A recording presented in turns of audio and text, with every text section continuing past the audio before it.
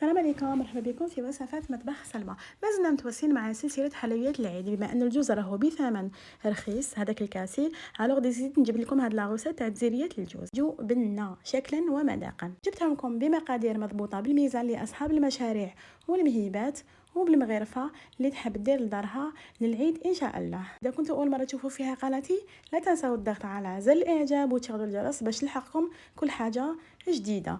واش نقول لكم، جاو معسلين حتى لقلبهم. نبداو بسم الله بالمقادير وطريقه التحضير. نبداو حاجه الاولى بالعجينه.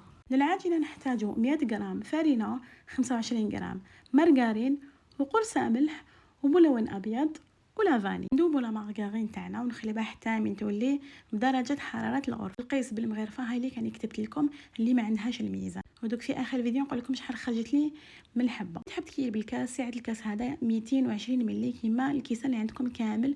هاني صورت لكم الصوره راهي واضحه في الفيديو.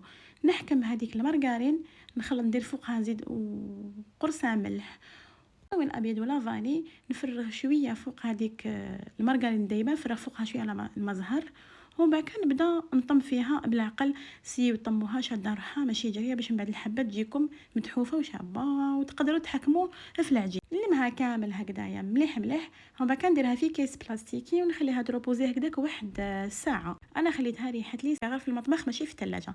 نروحوا للحشو. عندي 150 غرام لوز كنت حمصته ورحيته هكذا رقيق، حمصوه باش يعطيكم واحد البنه شابه داخل. 150 غرام جوز، كل واحد رحيته وحده. ايا شديت القيس هكا على جالكم بالمغرف، ما حبيتش نخلطهم من الديبي.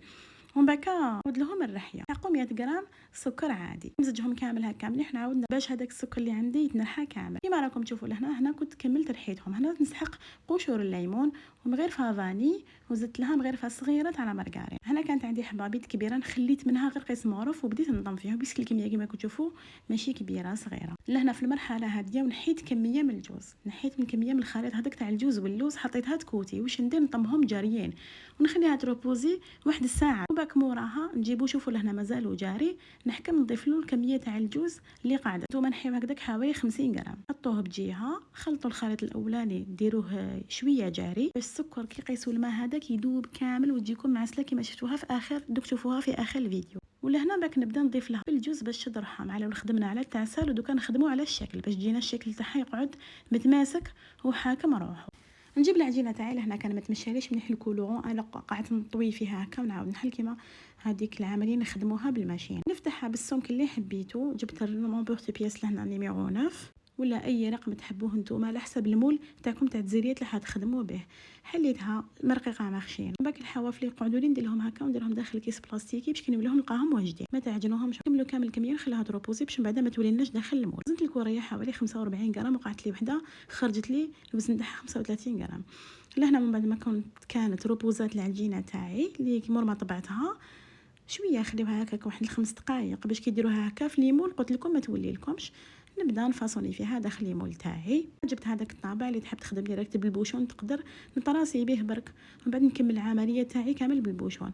من بعد نبدا نتبع في هذوك اللي تخيلكم تشوفوا فيهم، نروح معاهم كامل بالبوشون، نبدا من الفوق للتحت. ومن بعد نعاود نولي ونطبع، نسيي نوقف الحبه ديالي باش تجيني واقفه هكذا شابه كيما شفتوها.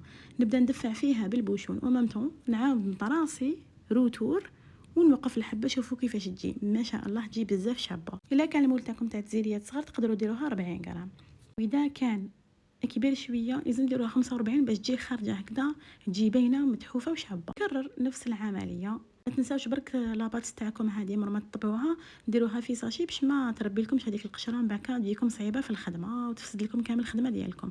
نطراسي هكذايا بهاد المول هكا كيما كتشوفوا، ومن بعد نعاود بالبوشون الي، ومن بعد نعاود نولي روتور. لهنا الحبه هذيك بانت لي صغيره تاع 35 غرام، الوغ عاود بدلتها. كم تطراسي وهكا تروحوا معاها الي، ومن بعد تعاودوا توليو الروتور مع اللي نطراسيو من الفوقه، ولا دوزيام فوا نروحوا لها من تحت مع الجانب.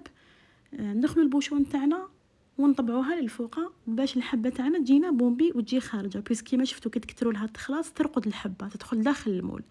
سيو هاد العمليه دوك تفهموني واش راني نقول لكم كي تبداو تخدموا تفهموا واش راني نقول لكم. هاي لك واش قاعد لي لهنايا من العجين. كميه قسمه ندير 6 حبات، واحد اخرى ما قلتوش شفتوا الكونتيتي كانت صغيره، ما قدرتش نزيد نقص منها اكثر. لهنا واش درت، رحت دخلتها للمجمد حوالي ربع ساعه، ومن بعد ندخلها للفرن على 160 درجه حتى مي يشوفها خدت تحميره شابه. العجينه تاعي اصلا تحمر وحدها من فوق بلا ما تسحقوا كاع يديك تشعلوا لها الفوق. لهنا واش درت، رحت ثقبتها، دخلتها حاجه الاولى داخل العسل، ومن بعد نخرجها نقطرها، نعاود ندخلها في الشربات. كنت درت كاس سكر وزوج كيسان ماء، ومن بعد كي طفيت لها رميت لها قطرات هكذا من ماء الزهر. قلت لكم باكا مور ما تدخلوها في العسل تعاودوا تدخلوها في الشربات وتعاودوا ترجعوها للعسل، تغرقوها مليح هكذا كيما راكم تشوفوا في العسل. تخليوها هكذا نص ساعه في العسل باش تشرب لكم. انا التزيريات تاعي هكا نخدمهم بهاد لا فاصون، يجيو معسلين حتى لقلبهم. شوفوا لي الظهر جات ما شاء الله، ولا فورم قاعده تشابه. تبعوا برك لي ديتاي كيما قلت لكم، راح تحصلوا على واحد التزيريات ولا اروع. دوك تشوفوا الحبه هكا كي قسمتها لداخل كيفاش ريحه تجي معسله. حبه اللوز بالكاوكاو تقدر تحمصوا برك مليح. هذا ما كان. الكميه هذه خرجت لي 10 حبات، وحبه صغيره وزن 35 غرام، كميه وفيره ما شاء الله.